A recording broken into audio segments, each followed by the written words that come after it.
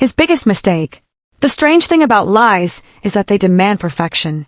One small mistake, one forgotten detail, one careless moment, and the entire story begins to fall apart.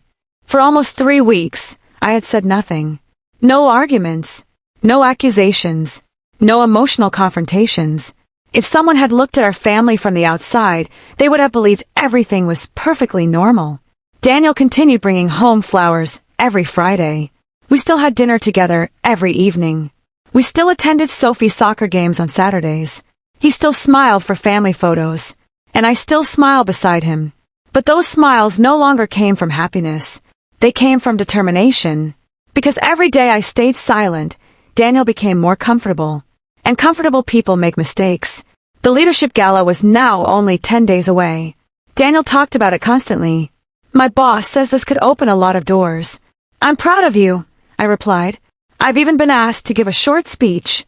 That's wonderful. I'll introduce you to everyone. I nodded. I'd like that. He had no idea how true those words would become. The next Monday started like any other. Daniel left early. Sophie went to school. I spent the morning finishing a design project for a client. Around noon, my phone rang. It was Daniel. Hey. Hi. I think I left an important folder at home. What does it look like? Blue. It should be on my desk. I'll check. Thanks. I really need it. No problem. I walked into his home office.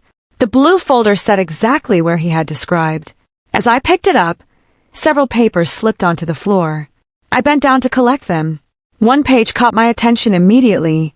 It wasn't a work document. It was a bank statement. Normally, I would have placed it back without looking. But one line stopped me. A monthly payment. Every month. The amount was the same. The recipient wasn't a credit card company. It wasn't a utility provider. It was a property management company. I frowned. We only owned one house. Our house. Why was Daniel paying rent to another property? I carefully returned every paper to the folder. Except for one thing. I took a picture of the bank statement with my phone. Then I delivered the folder to his office. The entire drive home, one question echoed in my mind. What property was he paying for? That evening, Rachel came over. I showed her the photo. She looked surprised. Could it be an office? I checked. You checked. I searched the company directory. And they don't rent private offices. Rachel leaned back. Then what is it? I don't know. But I'm going to find out. The next afternoon, while Sophie was at piano lessons, I drove to the address listed beside the payment. It wasn't an office building. It wasn't a warehouse. It was a quiet apartment complex on the edge of town. Small, clean, private. Families walked through the courtyard. Children played near the fountain. I parked across the street. My heart pounded. Was this where Amelia lived? Or something else? I stayed in my car for almost 30 minutes. Nothing happened. Just as I was about to leave, a familiar black SUV turned into the parking lot. Daniel. He parked near Building C. Instead of knocking, he unlocked the apartment door with his own key. My breath caught. A key. He didn't need permission. He belonged there. A few seconds later, Amelia opened the door from inside. She smiled. Daniel stepped in. The door closed. I sat frozen. This wasn't a casual affair anymore. This wasn't stolen lunches or secret meetings. He had a key, a place, another life. I drove home in complete silence. The steering wheel felt heavy beneath my hands. Every mile seemed longer than the last. When I reached our driveway, I couldn't get out of the car. I simply sat there, thinking. 12 years of marriage, countless promises, thousands of ordinary moments. And all this time, he had been building a second home. That evening, Daniel returned just before 7. Traffic was terrible. I looked at him calmly. I'm sure it was. He smiled. What did you do today? I ran a few errands. Anything exciting? Not really. For the first time, I realized how easy lying had become for both of us. The difference was, my lies were protecting the truth. His were hiding it. 2 days later, another message arrived from the anonymous number. This time, there was only one sentence. Don't make your move yet. He's hiding something even bigger. I stared at the words. Bigger? What could possibly be bigger than another apartment? Another relationship? Another life? I typed back. What do you mean? No answer. Just silence. That Friday evening, Daniel announced he needed to leave early the next morning. Another business breakfast. I smiled politely. What time? 7. I'll be back before lunch. Saturday morning arrived. Daniel left exactly at 7. At 7:30, Sophie wandered into the kitchen. Mom! Yes! Can we clean the garage today? Sure. While moving old storage boxes, Sophie found a small metal key tucked inside one of Daniel's toolboxes. It had a tiny plastic tag attached. C214. What's this? She asked. I don't know. Then I remembered. Building C. The apartment complex. Could it be? No. It couldn't be that simple. I slipped the key into my pocket without saying anything. After dropping Sophie off at a friend's birthday party, I drove back to the apartment complex. My hands trembled as I walked toward Building C. Apartment. I looked around. No one was watching. Slowly, I inserted the key into the lock. It turned. The door opened. I stepped inside. The apartment was quiet, neat, tastefully decorated. Photographs lined the shelves. Fresh flowers sat on the dining table. At first glance, it looked like an ordinary home. Then I noticed something that made my heart stop. On the coat rack by the door hung Daniel's favorite leather jacket, the one he told me had been stolen 6 months earlier. I slowly walked into the living room. A pair of his running shoes sat beside the couch. His coffee mug rested in the kitchen sink. His shaving kit stood in the bathroom. His clothes filled half the bedroom closet. This wasn't Amelia's apartment. It was their apartment. He hadn't just been visiting. He had been living here, part-time, for months. I stood there in complete silence. Then my eyes landed on a framed photograph sitting on the bedside table. Daniel and Amelia, standing on a beach, smiling, holding each other. On the back of the frame, written in elegant handwriting, were 6 words. To our new beginning. Always. Amelia. A new beginning. While I was still fighting to save the life we had built together, he had already started another one. I carefully placed the photograph back exactly where I found it. I touched nothing else. I didn't cry. Not anymore. Instead, I quietly walked out, locked the apartment, and slipped the key back into my purse. As I drove home, I finally understood what the anonymous message meant. There had been something bigger. Much bigger. Daniel hadn't just betrayed our marriage. He had been trying to replace it. And now, I finally had all the proof I needed. The only question left was when to reveal the truth. And with the leadership gala only 1 week away, the answer was becoming clearer than ever. The day everything fell apart, people imagine revenge as something loud, a dramatic speech, a slammed door, or an angry confrontation. But the most unforgettable moments often begin in complete silence. Mine started with a black evening dress hanging in my closet. The leadership gala was only 3 days away. Daniel couldn't stop talking about it. Every evening, he practiced a speech in front of the bathroom mirror. He adjusted his tie over and over again. He timed every sentence. He wanted everything to be perfect. I stood in the doorway one night, watching him rehearse. What do you think? He asked. You sound confident. You really think so? I do. He smiled. I've worked so hard for this. I looked into his eyes. Yes, you have. He thought I was talking about his career. I wasn't. The next morning, I received another message from the anonymous number. Tonight, 8 o'clock. Check your mailbox. No explanation. No signature. Just another clue. I waited until Daniel left for the office, and Sophie went to school. The hours crawled by. At exactly 8 that evening, after making sure Daniel was still working late, I walked quietly to our mailbox. Inside was a plain brown envelope. No stamp. No address. Someone had placed it there by hand. I carried it inside and carefully opened it. There was a flash drive. Nothing else. No note. No instructions. Just the drive. My heart raced as I connected it to my laptop. Several folders appeared on the screen. One folder was labeled Photos, another Emails, and a third Messages. I opened the photo folder first. Hundreds of pictures. Daniel and Amelia at restaurants, hotels, weekend trips, holiday markets, concerts. Some photos were selfies they had taken together. Others looked like they had been captured from a distance. Someone had been documenting their relationship for almost a year. I opened the email folder. Printed conversations between Daniel and Amelia. Most of them were harmless. Travel plans, dinner reservations, apartment rental discussions. Then I opened the messages folder. The first few texts made my stomach turn. I can't wait until we don't have to hide anymore. Soon we'll have our own life. She still doesn't suspect anything. I stopped reading. I couldn't. Not yet. Just then, I heard the front door open. Daniel was home. I quickly removed the flash drive and slipped it into my pocket. "Hey," he called. "You're home early." He smiled. "Meeting got canceled." I forced a smile. "That's nice." He kissed my cheek. "I missed you." Those 3 words no longer had any meaning. That night, after Daniel fell asleep, I watched him for a long time. His face looked peaceful, almost innocent. It was hard to believe this was the same man who had spent nearly a year creating another life while pretending ours still mattered. I didn't hate him. That surprised me. Somewhere along the way, the anger had faded. What remained was disappointment. Deep, heavy, permanent. The following afternoon, I met Karen again. We chose a quiet park where no one from Daniel's office would recognize us. She looked relieved to see me. "I've been worried." "I'm okay. Did you get the envelope?" I stared at her. "You sent it." She nodded. "I wasn't the only one." "What do you mean?" "There are 3 of us." I frowned.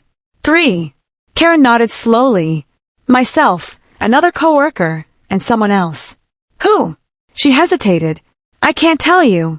"Why not?" "Because it isn't my secret." I sighed. "I don't understand." Karen looked me directly in the eyes. "Someone very close to Daniel knows everything." The words echoed in my mind. Someone close to him. Who? His brother? A cousin? A longtime friend? Before I could ask another question, Karen spoke again. "There's one more thing." "What is it?" "Amelia thinks Daniel is leaving you after the gala." I froze.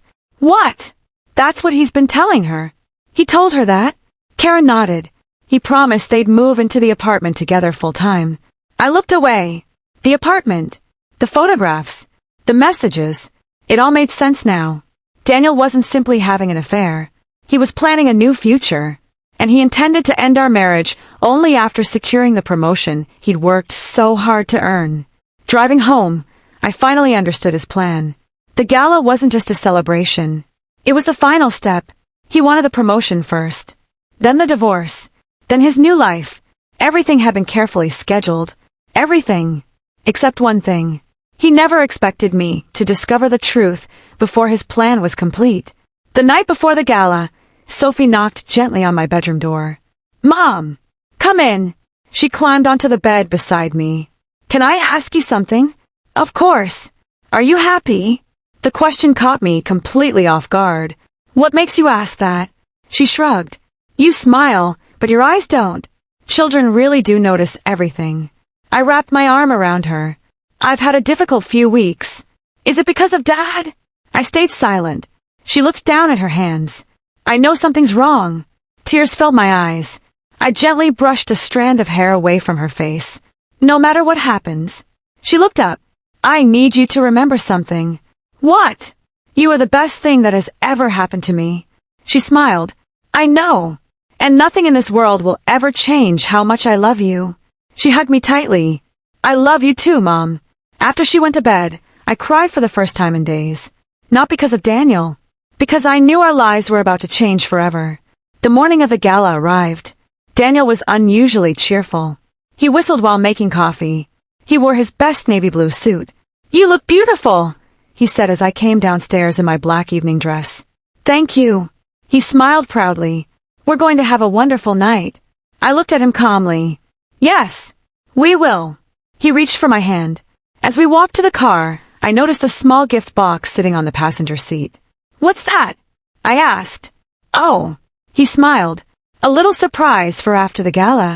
I nodded. I love surprises. If only he knew. The biggest surprise of the evening wasn't sitting inside that little box. It was sitting quietly beside him. The hotel ballroom was breathtaking. Crystal chandeliers sparkled overhead. Soft music filled the room. Executives, managers, and their spouses greeted one another with warm smiles and polite conversations. Daniel looked completely at ease. He introduced me to everyone. "This is my wife, Emma." People shook my hand, complimented my dress, congratulated Daniel on his promotion. More than once, I noticed Karen watching from across the room. She gave me the slightest nod, almost as if to say, "You're not alone." Then, as Daniel stepped away to speak with his manager, I looked toward the entrance. The ballroom doors opened. A woman walked inside, elegant, confident, wearing a dark green evening gown. It was Amelia. Our eyes met across the crowded room. She smiled politely, clearly assuming I had no idea who she was. I smiled back. For the first time since this nightmare began, I wasn't afraid, because in just a few minutes, everything Daniel had spent nearly a year hiding was about to collide in the very room where he least expected it, and there would be no way for him to stop it. The truth everyone needed to hear. The truth has a strange way of finding the light. You can hide it behind smiles, expensive suits, and carefully chosen words, but eventually it asks to be heard. The ballroom buzzed with laughter and conversation. Crystal chandeliers reflected soft golden light across the room. Servers moved gracefully between tables, filling glasses and greeting guests with warm smiles. To everyone else, it was a night of celebration. To me, it was the night two completely different lives were about to collide. Daniel stood across the room speaking confidently with senior executives. His smile was effortless. His posture was perfect. Watching him, it was hard to believe he had spent nearly a year living behind carefully crafted lies. Every handshake, every laugh, every compliment, he played his role perfectly. I wondered how many people truly knew him. Maybe no one did. Amelia stood near one of the large windows, talking with a group of coworkers. She looked elegant and confident. Every few moments, she glanced toward Daniel. Their eyes met more than once. Tiny smiles, quick nods, the kind of silent communication that only two people sharing a secret could understand. Neither of them realized I was watching. Karen quietly walked over to my table. She leaned down just enough so no one else could hear. "Are you all right?" I smiled softly. "I've never been clearer." She looked relieved. "You don't have to do this." "I know, but I need to." She gently squeezed my hand. "Whatever happens tonight, you won't be alone." For the first time since discovering the truth, I believed her. The master of ceremonies stepped onto the stage. "Ladies and gentlemen," the conversation slowly faded. "Tonight we celebrate the dedication, leadership, and hard work of the people who make this company successful." Applause filled the ballroom. Awards were presented. Speeches were given. Names were called. One by one, employees walked onto the stage. Finally, the announcer smiled. "Our final recognition this evening goes to someone whose leadership has impressed everyone over the past year." A large photo of Daniel appeared on the screen. "Please join me in congratulating our newest regional director, Daniel Carter." The room erupted in applause. Daniel stood proudly. He adjusted his jacket and looked toward me. I smiled. He smiled back, completely unaware that his carefully built world was standing on the edge of collapse. Daniel walked confidently onto the stage. He accepted the award, shook hands with the company's president, posed for photographs. Then he stepped behind the microphone. "Thank you." The room quieted. "This promotion isn't just my achievement." He smiled warmly. "It's the result of support from incredible people." He thanked his coworkers, his mentors, the leadership team. Then he looked directly at me. "And most importantly, my wonderful wife, Emma." The spotlight shifted toward my table. Guests turned to look at me. Many smiled. Some applauded. Daniel continued, "She's been my greatest supporter through every challenge." I felt my heart tighten, not because his words touched me, because they were built on lies. He continued speaking. "Success means nothing without honesty, trust, and family." The irony almost took my breath away. I looked around the room. People nodded in agreement. Some even wiped away emotional tears. They believed every word, because they had never seen the life he kept hidden. As Daniel finished, the audience gave him a standing ovation. He stepped away from the microphone, smiling proudly. The company president returned to the stage. "Before we conclude the evening, we have time for one final surprise." Daniel looked pleasantly confused. "So do I," I whispered quietly. I stood. Every eye in the ballroom turned toward me. Daniel smiled. He assumed I was walking up to congratulate him. Instead, I calmly walked to the stage. The room applauded politely. The president handed me the microphone, assuming I wanted to say a few words. Daniel stood beside me, still smiling. "You surprised me," he whispered. "I know." I faced the audience. For several seconds, I said nothing. The room became completely silent. Then I smiled gently. "My name is Emma. I'm Daniel's wife." A few people laughed politely. They already knew that. I took a slow breath. My husband just thanked me for supporting him. I glanced at Daniel. "I appreciate those kind words." He smiled nervously. Then I continued. "I've supported Daniel for 12 years. I believed every business trip, every late meeting, every promise." The room grew quieter. Daniel's smile slowly disappeared. I stood beside him while he built his career. I believed we were building our future together. I paused. But about 11 months ago, our future became divided. Daniel quietly whispered, "Emma." I didn't look at him. Instead, I reached into my handbag. I removed a small envelope, not dramatically, not angrily, simply, calmly. I wasn't planning to speak tonight, but after hearing my husband describe honesty and trust, I realized silence would make me part of the lie. The room became completely still. No one moved. No one spoke. I held up a single photograph, not toward the audience, toward Daniel. His face turned pale. He recognized it immediately. The cafe. The afternoon he skipped Sophie's field trip, his hand gently resting on Amelia's back. He stared at it without saying a word. Then I looked toward Amelia. She had frozen in place.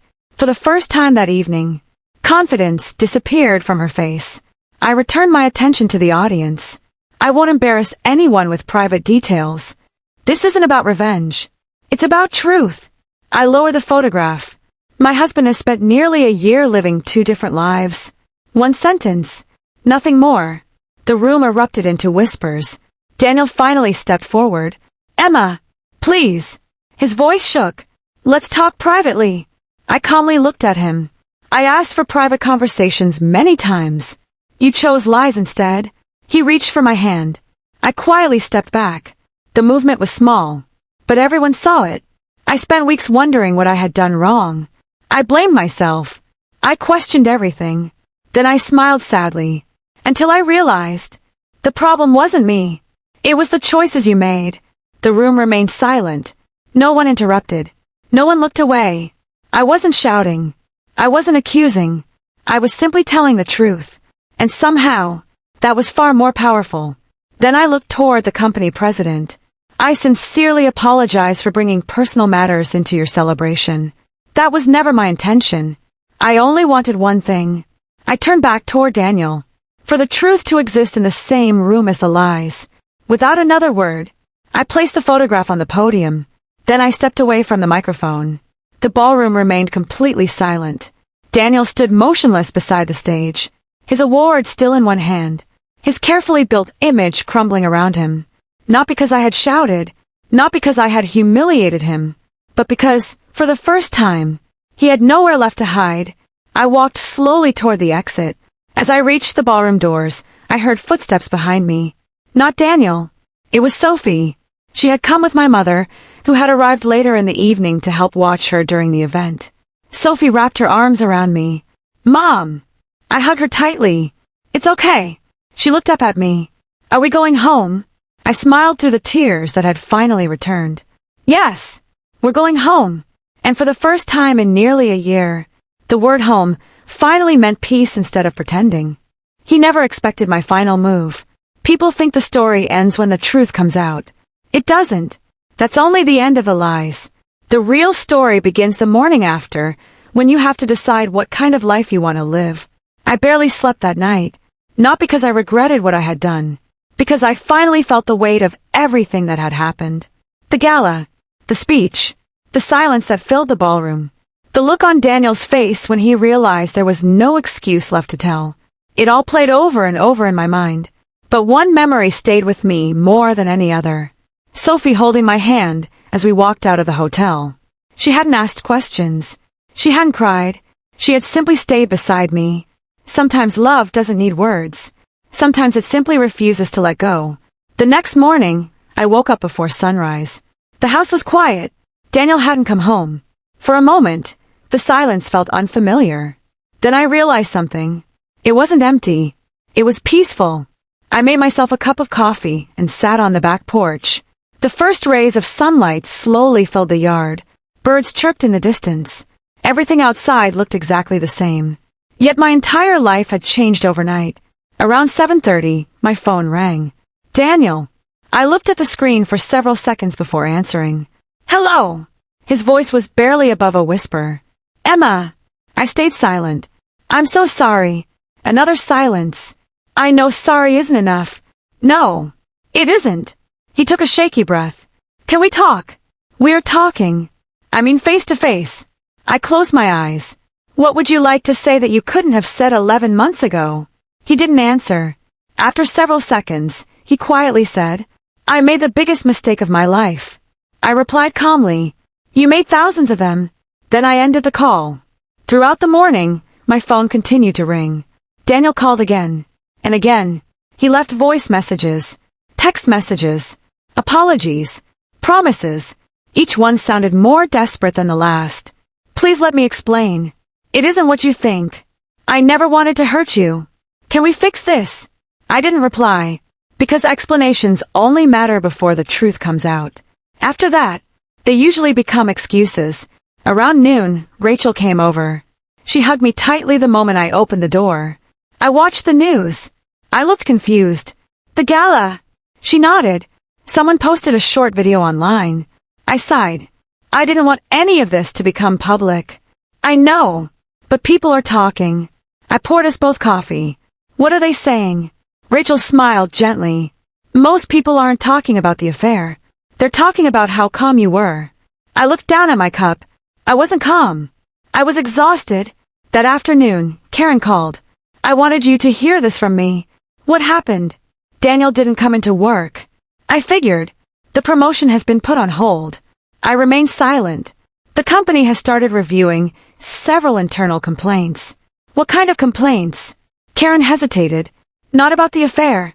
About honesty. She explained that several coworkers had come forward after the gala. Some questioned travel expenses. Others questioned reports Daniel had taken credit for. Nothing criminal, but enough to make the leadership team look more closely. It wasn't my doing. It was simply what happened when people stopped believing his words. One truth had encouraged others to speak. That evening, Daniel finally came home. He looked nothing like the confident man who had stood on that stage. His tie was gone. His suit was wrinkled. Dark circles rested beneath his eyes. He quietly stepped into the living room. I just want to talk. I looked at him. So talk. He sat across from me. For several moments, neither of us spoke. Finally, he whispered, I never stopped loving you. I looked at him steadily. Then why did you spend almost a year building another life? He lowered his head. I don't know. No. You do. He covered his face with his hands. I felt successful at work. I felt admired. I liked the attention. He paused. At first, I thought I could end it. But I didn't. Every word hurt. Not because it surprised me. Because it confirmed what I'd already known.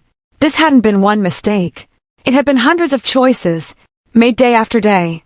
I never planned for this to happen. He looked at me desperately. I know that doesn't matter now. I nodded. You're right. It doesn't. He looked around the house. Our home. Our family. I've destroyed everything. For the first time since this nightmare began. I agreed with him. Yes, you have. Just then, Sophie walked through the front door after spending the afternoon with my mother. She froze when she saw Daniel. Dad! He immediately stood. Hi, sweetheart. She looked at him for a long moment, then quietly asked, Did you lie to Mom? The room became completely silent. Daniel's eyes filled with tears. Yes. Why? He couldn't answer. She waited. Still nothing. Finally she whispered, You always told me that telling the truth was the right thing to do. He nodded slowly. I know. You taught me that. Her voice trembled. So why didn't you do it? Daniel broke down. No explanation. No defense. No excuse. Because there wasn't one. Sophie quietly walked upstairs. She didn't slam the door. She didn't yell. Her disappointment was louder than any argument could have been. That night, Daniel packed a small suitcase. He stood in the hallway for a long time before speaking. Where should I go? The question felt strangely familiar. For months, he had known exactly where to go. Now, he suddenly didn't. I answered honestly, I think you need to figure that out yourself. He nodded. I understand. Before leaving, he looked at me one last time. I hope one day you'll forgive me. I took a slow breath. Forgiveness and trust aren't the same thing. He lowered his eyes. I know. Then he quietly walked out the front door. No shouting. No dramatic ending. Just the sound of the door closing. And with it, the end of 12 years of marriage. The following weeks were difficult. There were meetings with lawyers, long conversations with Sophie, paperwork, decisions. Some days I cried. Some days I felt relieved. Some days I felt both at the same time. Healing wasn't a straight path. It never is. One afternoon, as Sophie and I were planting flowers in the backyard, she looked at me and smiled. Mom! Yes! You laugh more now. I stopped digging for a moment. Do I? She nodded. It sounds real. Her words caught me off guard. I hadn't even noticed. For so long, I had been surviving. Now, little by little, I was living again. A month later, I received one final message from the anonymous number. You were stronger than you believed. You don't need my help anymore. Take care of yourself and Sophie. I smiled. For the first time, I didn't wonder who had sent it. It didn't matter anymore. Some people enter your life for only a moment, just long enough to help you find your way. I deleted the message. Not because I wanted to forget, because I no longer needed reminders. The truth had already set me free. As the sun set that evening, Sophie and I sat together on the front porch. She leaned her head against my shoulder. Mom! Yes! Are we going to be okay? I wrapped my arm around her and smiled. We already are. And in that quiet moment, I realized something Daniel never understood. The greatest revenge isn't exposing someone. It isn't making them feel the pain they caused. The greatest revenge is rebuilding a life so full of peace, honesty, and self-respect that the person who betrayed you becomes nothing more than a chapter in your story, not the ending. A new beginning. People often ask me when my life finally got better. They expect me to name a big moment, a new job, a court decision, or meeting someone new. But healing didn't arrive all at once. It arrived quietly, one ordinary day at a time. 6 months had passed since the night of the leadership gala. 6 months since the truth had finally come into the open. 6 months since Daniel walked out of the house with a single suitcase. Life looked very different now. The divorce had been finalized peacefully. There had been difficult conversations. There had been tears. There had been moments when I questioned whether I was strong enough to keep moving forward. But somehow, one day at a time, I did. The house felt different, not because someone was missing, because the silence no longer carried secrets. Every room felt lighter. Every morning felt calmer. Sophie and I slowly created new routines. Saturday mornings became our pancake tradition again. Only this time, we laughed without pretending everything was okay. Friday nights became movie nights. Sometimes we invited my mother. Sometimes Rachel joined us with popcorn and homemade cookies. Our little family wasn't the same, but it was honest. And honesty has a way of making even painful changes feel peaceful. Work also changed. I accepted several larger design projects and eventually opened my own small creative studio. It wasn't glamorous. It wasn't famous, but it was mine. Every new client reminded me that I was capable of building something on my own. For years, I had quietly supported someone else's dreams. Now, I was finally investing in my own. Rachel laughed the day I hung my business sign outside the office. Look at you. I smiled. What? You've stopped surviving. What do you mean? You're planning for the future again. She was right. For the first time in a long time, the future didn't scare me. Sophie had changed too. She still loved drawing. She still talked endlessly about science. But she had become more thoughtful. One afternoon, while helping me organize old photo albums, she picked up our wedding picture. She looked at it for several seconds. Were you happy here? I smiled gently. I was. What changed? I took a deep breath. Sometimes people change. She nodded slowly. But you didn't. I looked at her. How do you know? Because you still tell the truth. Her words stayed with me for the rest of the day. Daniel continued seeing Sophie every other weekend. At first, their visits were awkward. She asked very few questions. He spoke very carefully. Trust wasn't something either of them could rebuild overnight. But he kept showing up. Every scheduled weekend. Every school concert. Every birthday dinner. Not because everything had been forgiven. Because he finally understood that being a father wasn't something you earned with words. It was something you proved with consistent actions. I respected that, even though our marriage was over. Sophie deserved a father who kept his promises. One rainy Tuesday afternoon, I received an unexpected phone call. It was Karen. Hi, Emma. Hi. I thought you should know. What happened? I resigned today. I sounded surprised. Really? She laughed softly. I've been wanting a fresh start. I'm happy for you. There was a brief silence. Then she said, I also wanted to tell you something else. What is it? The anonymous messages. My heart skipped. You know who sent them? Yes. I waited. It wasn't one person. What? Karen smiled. It was several of us. I frowned. Several. People in the office who couldn't keep watching Daniel lie. We each shared information we happened to know. The photographs came from one coworker. The envelope from another. The text messages from me. I sat quietly. So it wasn't one secret helper. Karen laughed. No. It was a group of ordinary people who believed you deserved the truth. For several seconds I couldn't speak. Then I whispered, Tell them thank you. I will. A few weeks later, something happened that I hadn't expected. I ran into Daniel. Not at a lawyer's office. Not during one of Sophie's visits. At the local bookstore. He was standing in the history section, holding a book. When he saw me, he smiled politely. Emma. Hi. For a moment, neither of us knew what to say. Finally he spoke. You look happy. I smiled. I am. He nodded. I'm glad. His voice sounded genuine. Not forced. Not hopeful. Just honest. Perhaps for the first time in years. We walked toward the checkout together. The conversation remained light. He asked about work. I asked about Sophie. Then, just before we reached the exit, he quietly said, I've spent a lot of time thinking. I looked at him. I know I can't change what I did. I stayed silent. But I wanted you to know something. What? You were never the problem. I felt a strange sense of peace hearing those words. Months earlier, I had desperately needed them. Now, they simply confirmed what I had already learned myself. I know, I replied. He smiled sadly. I'm glad. Before we walked away, he stopped one last time. I don't expect forgiveness. I don't expect another chance. I just hope that one day, you'll remember more than my worst mistake. I thought carefully before answering. I'll remember everything. The good years. The difficult years. And the lessons. He nodded.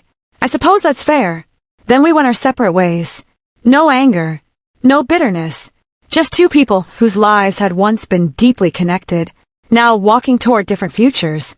That evening, Sophie helped me plant a young maple tree in our backyard. She looked up at me and asked, How long until it gets really big? I smiled. Years. She sighed dramatically. That's forever. I laughed. It'll be worth waiting for. She carefully covered the roots with soil. Do trees ever forget storms? I thought about the question. Then I answered, No, but they keep growing anyway. She smiled. I like that. So do I. We stood together, looking at the little tree swaying gently in the evening breeze. It wasn't very tall. It wasn't very strong. Not yet, but it had everything it needed to grow. Just like us. As I locked the front door that night, I looked around the house. The same walls, the same furniture, the same family photographs. Yet everything felt different. Not because the past had disappeared, because I had finally stopped living in it.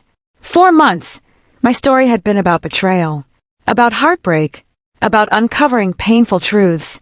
Now, it was becoming a story about healing, about courage, about choosing peace instead of resentment. And for the first time in a very long while, I was excited to see what tomorrow would bring. The lesson betrayal taught me. If someone had told me years ago that the worst day of my life would eventually become the beginning of my best one, I never would have believed them. But life has a strange way of turning endings into new beginnings. 3 years have passed since the night everything changed. 3 years since I walked out of that hotel ballroom holding my daughter's hand. 3 years since I finally chose truth over comfort. Looking back now, it almost feels like another lifetime. Not because I've forgotten, because I've grown. The little maple tree Sophie and I planted in the backyard is taller now. Every spring, new leaves appear. Every autumn, the leaves turn bright shades of gold and red before gently falling to the ground. Whenever I look at that tree, I remember what Sophie asked me. Do trees ever forget storms? No, they don't. But they keep growing anyway. And so do people. Life settled into a peaceful rhythm. My design studio slowly became successful. What started as a small office with one desk eventually grew into a team of 6 talented people. We weren't the biggest agency in town. We didn't need to be. We built our reputation on honesty, creativity, and treating people with respect. Every new project reminded me of something important. Confidence doesn't come from someone believing in you. It comes from finally believing in yourself. Sophie was 13 now. She had become taller than I expected. Her drawings had turned into beautiful paintings. She still loved science. She still asked questions about everything. But she also carried a quiet wisdom that many adults never find. One evening, while helping me prepare dinner, she suddenly smiled. Mom! Yes! Do you remember when I asked if we were going to be okay? I laughed softly. I remember. You said we already were. I did. She nodded. You were right. Those 4 words meant more to me than she would ever know. Daniel remained a part of Sophie's life. Over the years, he worked hard to rebuild his relationship with her. Not with promises, with consistency. He never missed another school event. He called when he said he would. He listened more than he talked. Trust came back slowly. Not completely, but enough for Sophie to know that people can learn from their mistakes if they truly choose to. As for Amelia, I never saw her again. Months after the gala, she left the company and moved to another city. I never tried to find out where. Some chapters are meant to stay closed. People often ask me if I ever forgave Daniel. The answer surprises them. Yes, I did, but not because he asked, and not because he deserved it. I forgave him because I deserved peace. Holding on to anger is like carrying a heavy suitcase on a journey that no longer requires it. Eventually, you realize you're the one carrying the weight. Forgiveness didn't mean forgetting. It didn't mean trusting him again. It simply meant refusing to let yesterday control tomorrow. One afternoon, Rachel and I sat in our favorite coffee shop, the same place where I had once cried while telling her about Daniel's lies. She looked around the room and smiled. Remember the first time we sat here after everything happened? I laughed. I cried through 2 cups of coffee. You did. And today? I looked out the window. Today I can't even remember the last time I cried because of him. Rachel raised her coffee cup. To new beginnings. I smiled and raised mine. To honest ones. A few weeks later, my studio hosted an open house for clients and friends. As people admired our work, one young woman approached me. She looked nervous. I hope you don't mind me asking something. Of course. I heard a little about your story. I smiled politely. What would you like to know? She hesitated. How did you know you were strong enough to leave? I thought about her question carefully. Then I answered honestly. I didn't. She looked confused. I wasn't strong when I started. I became strong because I kept taking one small step at a time. She nodded slowly. Tears filled her eyes. Thank you. As she walked away, I realized something. Sometimes our greatest purpose isn't avoiding pain. It's using what we've learned to help someone else find hope. That evening, after everyone had gone home, Sophie and I sat on the back porch watching the sunset. The maple tree swayed gently in the breeze. She leaned her head against my shoulder, just like she had years earlier. Mom! Yes! If you could go back. I looked at her. Would you change what happened? The question lingered between us.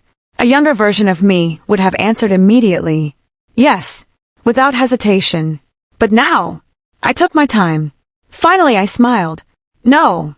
She looked surprised. Really? I nodded.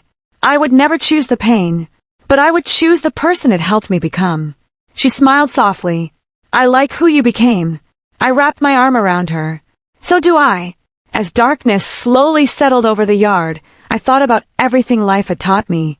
I learned that trust is precious, that honesty matters even when it's difficult, that real love never asks you to ignore your own worth. I learned that betrayal can break your heart, but it doesn't have to break your future. Most importantly, I learned that your value is never determined by someone else's choices.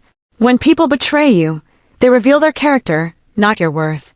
So if you're listening to my story today because you're carrying your own heartbreak, if someone has lied to you, if someone made you question your value, I want you to remember this. You are stronger than you think. Healing won't happen overnight. Some days will feel impossible.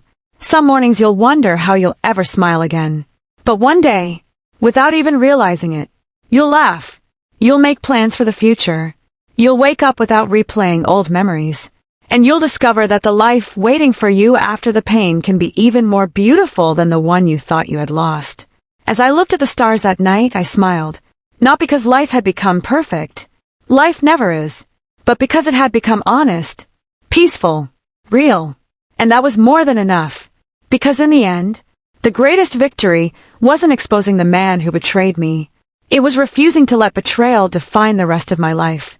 That was the truth he never expected. And the truth that finally set me free. The end. Moral of the story. Betrayal may change your life, but it does not have to define it. True strength isn't found in revenge. It is found in choosing honesty, self-respect, and the courage to rebuild. Sometimes the greatest justice is living a peaceful life that no longer depends on the person who hurt you. Red Heart, thank you for listening.